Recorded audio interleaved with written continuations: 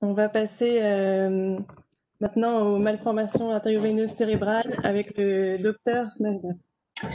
Bonsoir, oui, tout à fait. Donc, nous allons aborder les malformations artério-veineuses du système nerveux central. Donc, je vais aborder les malformations artério-veineuses cérébrales et le docteur Rodège abordera les malformations artério-veineuses médulaires. Donc, nous pouvons passer à la diapo suivante, s'il vous plaît. Donc, tout d'abord, quelques généralités. Donc, les malformations artério-veineuses correspondent à des vaisseaux anormaux qui sont de façon pathologique le réseau artériel et le réseau veineux, créant dès lors un champ artério-veineux. Et ces lésions peuvent être localisées soit dans le tissu cérébral ou bien à sa surface. Alors, le mode de présentation de ces lésions peut être soit une hémorragie cérébrale, dans un peu plus de 40% des cas, soit une épilepsie, un autre déficit neurologique, ou bien une découverte fortuite. Alors, la morbimortalité de ces lésions va être principalement liée au risque de rupture, au risque d'hémorragie cérébrale. Il faut savoir qu'à chaque épisode hémorragique est associé à un risque de décès, environ 10%, et un risque de séquelles neurologiques de l'ordre de 15%. Donc c'est significatif. On peut passer à la diapo suivante, s'il vous plaît. Donc, quels sont les facteurs de risque qui vont influencer la survenue d'une hémorragie cérébrale? Alors, il y a à l'heure actuelle 3 facteurs de risque identifiés. Tout d'abord, l'antécédent hémorragique, le mode de présentation hémorragique, c'est un facteur de risque. Secondairement, le deuxième point, la localisation profonde de la malformation artério-veineuse. Et troisième point, le drainage veineux profond par la malformation artério-veineuse. En fonction de ces 3 paramètres, ce risque va varier de un peu moins de 1% par an jusqu'à 35, 34, 35%. Alors, diapo suivante. Qu'en est-il de la grossesse est-ce que la grossesse influence ce risque? On va passer à la diapo suivante. Donc, quelques généralités sur la grossesse. Donc, de manière générale, durant la grossesse, on sait qu'on a une fréquence plus élevée d'hémorragie cérébrale spontanée. Donc, chez toute femme enceinte, on a une fréquence plus élevée d'hémorragie cérébrale.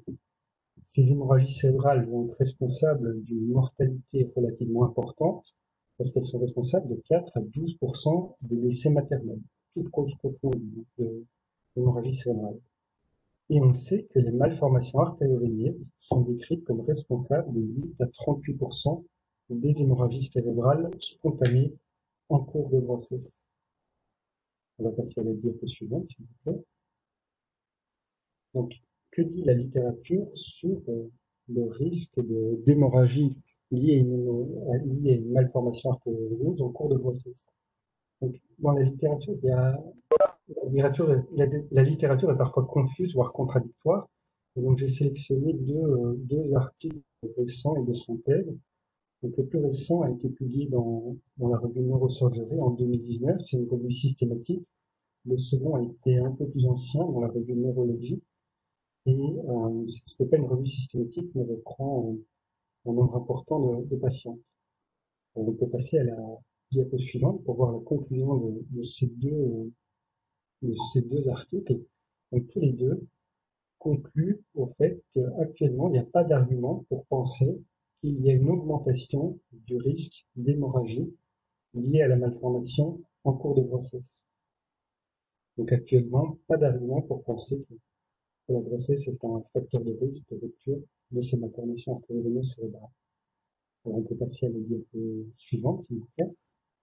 Et en conclusion, qu'est-ce qu'on fait en pratique?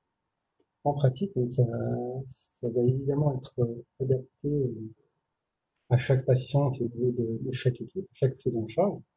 Une patiente qui a une malformation artério-veineuse cérébrale et qui n'a pas d'antécédent hémorragique, eh bien, on ne va pas contre-indiquer une grossesse. Une patiente qui a une malformation artério-veineuse cérébrale qui a précédemment saigné, un traitement au préalable va se discuter, va être envisagé. Une patiente qui a une malformation artério-veineuse cérébrale et qui est traitée complètement, elle, il n'y aura pas de prise en charge spécifique en cours de grossesse. Et si la malformation artério-veineuse est découverte au cours de la grossesse, au cours d'une hémorragie, là, le traitement de la malformation sera envisagé en fonction de la situation clinique et radiologique. Donc, je vais maintenant laisser la parole au docteur Odèche, qui va aborder les malformations artério-veineuses médulaires. Merci Stanislas, bonjour à tous. Donc, je vais compléter la diapositive suivante, la situation des MAV médulaires associées à la grossesse. Donc comme Stanislas vous l'a dit, les MAV cérébrales sont rares, les malformations de la moelle épinière sont encore plus rares, parce qu'elles sont à peu près 10 fois moins fréquentes encore que les MAV cérébrales. Ce sont des déficits progressifs le plus souvent, ou alors aigus, qui sont constitués d'hémorragies médulaires, qui sont la présentation clinique la plus fréquemment rencontrée. Le pronostic spontané de ces malformations artério-veineuses de la moelle épinière est grave, puisqu'à peu près 60% des patients voient une dégradation progressive au cours de la découverte, après la découverte de ces malformations, mais rythmée par des épisodes aigus qui sont alors le plus souvent hémorragiques. Alors, il y a une étude chinoise récente qui montre que le risque annuel de détérioration est d'environ 31% sur les risques de dégradation générale, aigu presque 10% et progressif 18%. Alors à Foch, nous avons la chance d'avoir dans notre base de données 215 malformations artério-veineuses médulaires qui ont été recensées de ces 10 dernières années, dont 10 qui ont été étudiées et qui ont été révélées pendant la grossesse. Bon, j'ai le plaisir de vous dire que nous avons justement cette casuistique qui vient d'être acceptée pour publication dans le Journal of Neuroradiology la semaine dernière, et tout ça va être donc disponible dans la littérature prochainement. Image suivante. Alors, la présentation clinique de ces MAV pendant la grossesse. Dans 80% des cas, c'était des lésions, c'était des manifestations hémorragiques, qui étaient soit des hémorragies méningées, soit des hématomyélies. Une proportion plus importante dans la population de la femme enceinte, plutôt que chez les femmes non enceintes, où c'est un risque de 67-68% à peu près d'hémorragie qui existait. Âge de présentation, rien de particulier, ce sont chez les femmes en âge de procréer. Ce qui est intéressant, c'est que ces hémorragies médulaires surviennent principalement au cours du 3e trimestre de la grossesse, quelques rares cas dans notre série au 1er ou 2e trimestre. Ce qui est encore plus intéressant, c'est que bien qu'aucun traitement n'ait été réalisé au cours de la grossesse, ces patientes vont récupérer neurologiquement après l'accouchement, comme s'il y avait après l'accouchement la levée de cet orage hormonal qui est représenté par la grossesse, puisque 80% de ces patientes vont spontanément récupérer, et même de façon assez satisfaisante, totale ou partielle. Je vous le disais, aucun traitement n'a été effectué pendant la grossesse. 7 patientes ont été embolisées après l'accouchement, sans qu'il y ait eu de récidive hémorragique durant la grossesse elle-même. Une patiente a bénéficié d'une interruption de grossesse à sa propre demande, et 2 lésions ont été réséquées chirurgicalement. Ce qui est encore plus intéressant de savoir, c'est qu'une fois que les lésions ont été embolisées au préalable, les grossesses ultérieures se sont passées sans aucune conséquence permanente. Il y a pu y avoir des aggravations transitoires pendant la grossesse, mais qui là aussi se sont améliorées spontanément en post-accouchement. Image suivante. Donc, simplement, en conclusion, rappelons que les MAV médulaires et la grossesse, ce sont des symptômes qui sont le plus souvent liés à des hémorragies, qui surviennent le plus souvent au cours du 3e trimestre de la grossesse, avec une récupération clinique qui est fréquente après l'accouchement. Alors, il n'y a pas du tout de base de données qui explique s'il faut faire une césarienne plutôt qu'un accouchement par voie basse. On suit les recommandations classiques qui sont ceux d'une césarienne, mais rien n'est prouvé véritablement. Il n'y a pas de renseignement précoce habituellement, ce qui fait que le traitement après l'accouchement est le plus souvent réalisé, et là aussi le plus souvent par embolisation. Ce qu'il faut rappeler, c'est qu'il ne faut surtout pas faire en cas d'hématomyélie des évacuations de l'hématome, parce que les situations qu'on avait déjà rencontrées à l'époque dans les premiers papiers qu'on avait fait sur la moelle montraient que ces évacuations chirurgicales étaient grevées d'aggravation de l'état clinique ultérieure. Donc les grossesses ultérieures, elles sont permises, oui, mais après embolisation de la lésion et stabilisation au maximum de l'architecture lésionnelle. Ce qui correspond également au fait que si une MAV est connue chez une femme qui est désireuse d'avoir une grossesse, elle est tout à fait susceptible de bénéficier de cette grossesse ultérieurement, mais une embolisation préalable doit être effectuée de façon à stabiliser la lésion, décongestionner le système veineux pathologique et éviter les accidents plus graves qui peuvent survenir et qu'on vous a décrits. Voilà, voilà. Merci beaucoup. Merci, Dr Smajda et Dr Rodèche. On a reçu quelques questions. Avec une malformation artério-veineuse occipitale droite, mon neurologue, d'après des études, m'a dit que je pourrais accoucher par voie basse. Est-ce toujours le cas?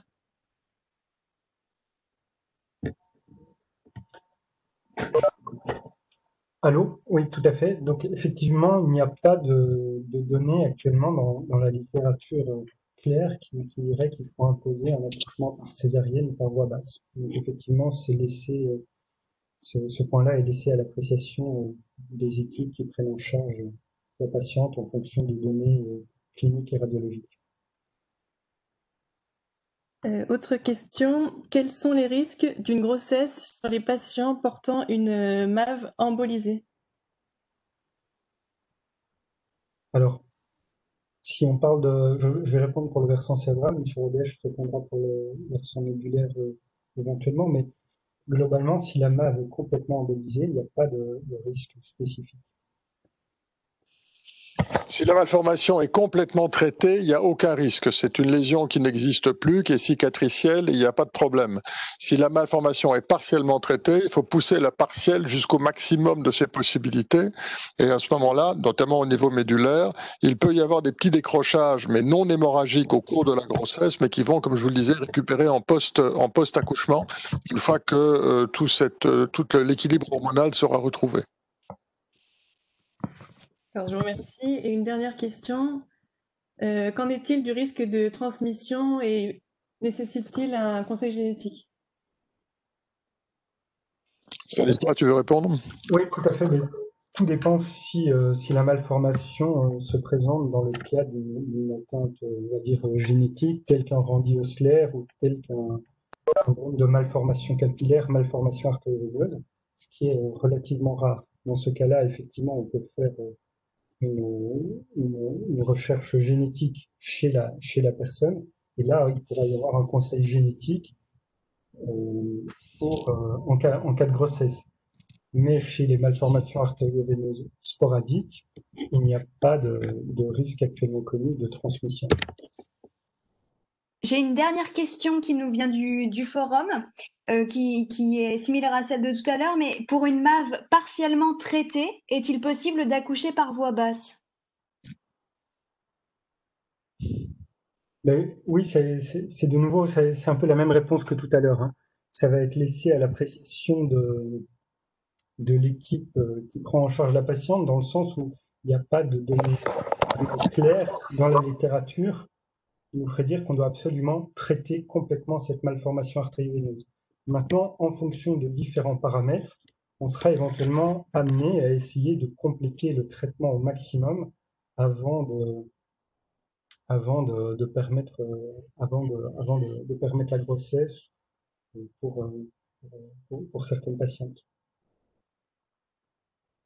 Et en fonction de certains paramètres, certaines équipes vont conseiller plutôt de faire un accouchement par césarienne plutôt que par voie basse afin d'éviter les effets de poussée et les pics hypertensifs. Tout à fait.